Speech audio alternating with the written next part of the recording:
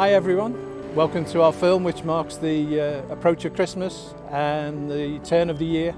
We're all looking forward to a much better year in 2021 and we thought it was time to reflect on this remarkable and difficult year that we've all gone through together.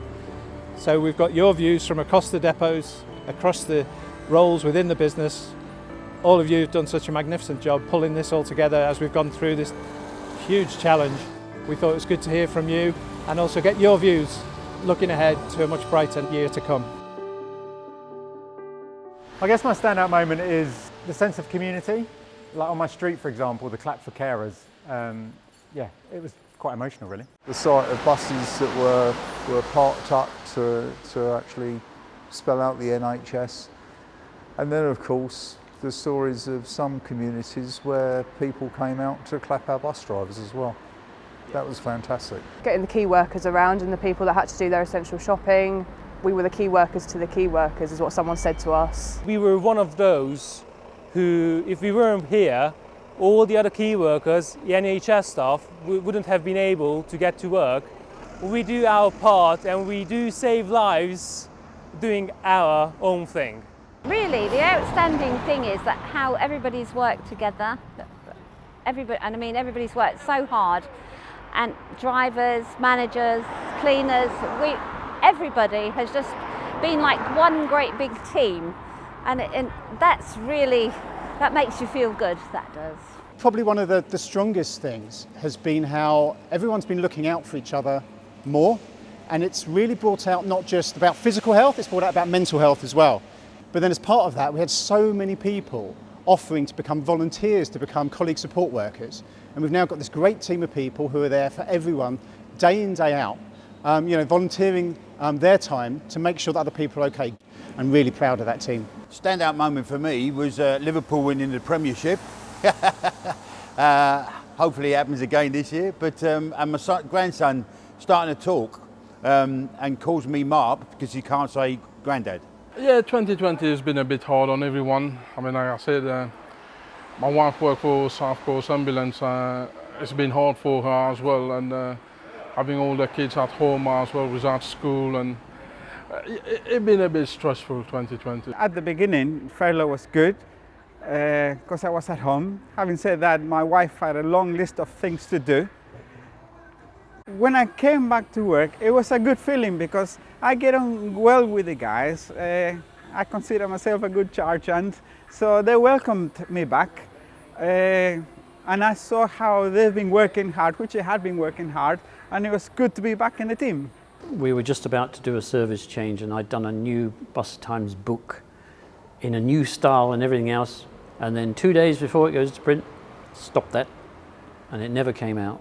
And that's 3 months of work gone, never seen the light of day. I was on holiday when lockdown came in and I didn't actually come back to work from March until June. I was put on furlough and I had my family living with me at the time, so there were 6 of us. When I came back to work, I was apprehensive because I knew I had to drive a bus and I hadn't driven a bus for 3 months. So I went back to training school just for a couple of hours, just to get my confidence back, if anything, because it had been a long time. I won an award, an Every Woman award in the transport and logistics section, which I'm chuffed at. Somebody nominated me and I was taken completely by surprise and won it. My acceptance speech at that time kind of said it all really. I became extremely tongue-tied throughout. It was a real Oscar moment, not being prepared for it. Basically, I got a job here just before we went into lockdown, really. I just fancied a change. I'd been at the other place, I'd been there quite a few years, and I thought, now it's time to move on. And I'm glad I did move on because this is a really good place to work, to be honest. Well, the biggest moment was asking my better half to marry me, which was on the 10th of October. I always told her I would do it on a day that she would never expect. So I did it the day before she expected it to happen. Went to Brighton Bandstand, had a normal dinner booked. And we went for a walk along the seafront, had a photographer booked and everything else. She had no clue till it happened. So yeah, that was good.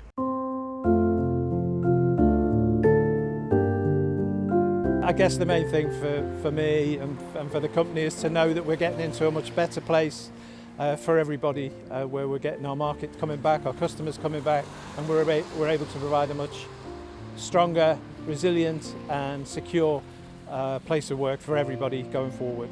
I'm really looking forward to see my loved ones, and I do hope that all of the borders and all of the countries will reopen soon. I hope people have the confidence to get on buses because they are clean, they're spotless, our buses, and travel, please.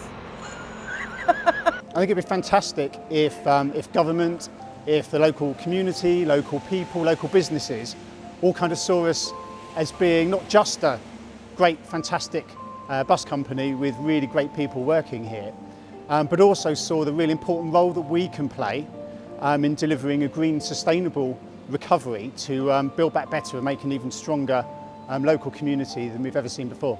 Well, Liverpool winning the Premiership again, and my grandson being able to say granddad. Now, apart from that, now we definitely want to get the business back to some sort of normality, get stabilisation to begin with, and then hopefully get the growth that we had before to get the business back where it needs to be. There's a football analogy, isn't there, about form is temporary, class is permanent. Well, we'll be able to show our class as we come out of this. I'm hoping by February, March, we will be better, like normality start kicking in a bit more. In July 2021, we're hoping we're going to Mauritius for a holiday for 4 weeks. So I'm hoping everything by then be settling. Well, hopefully this vaccine works and then there's none of this tier system and we can just enjoy life again. Just be nice to have a bit of normality and be able to go out and do what you want to do and not have to think whether the places are open or what you have to do to be able to go into these places. There's meant to be 14 of us going to a house in Devon. So that's in the summer. So hopefully, fingers crossed, things will be okay by then.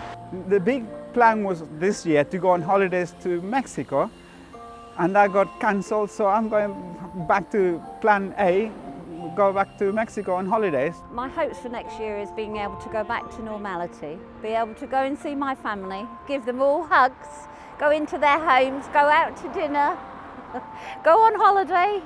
The list is numerous. It goes on and on and on and on, really. So after all these 46 years, I'd like to say thank you to everybody that's helped me along the way, and it's going to be sad to miss everybody. So Merry Christmas, and I wish you all well. Happy Christmas. Happy Christmas everyone, and a prosperous new year. Happy Christmas, Merry Christmas, fijne kerstdagen, fijne kerst. So, in Dutch. Boldog karácsonyt és boldog új évet kívánok. Happy Christmas everybody and have a great 2021. Merry Christmas and a Happy New Year. Yeah, it's been an interesting year, but Merry Christmas, and hopefully it'll be a better 2021. Hope you all have a Merry Christmas and a Happy New Year. Happy Christmas everyone, have a fantastic new year, and let's look forward to a great 2021. Well, I wish you all and your families and your friends a really lovely time. I hope you can have a good time over the holiday period, recharge your batteries a little bit and get ready for what we hope is going to be a much, much better year in 2021.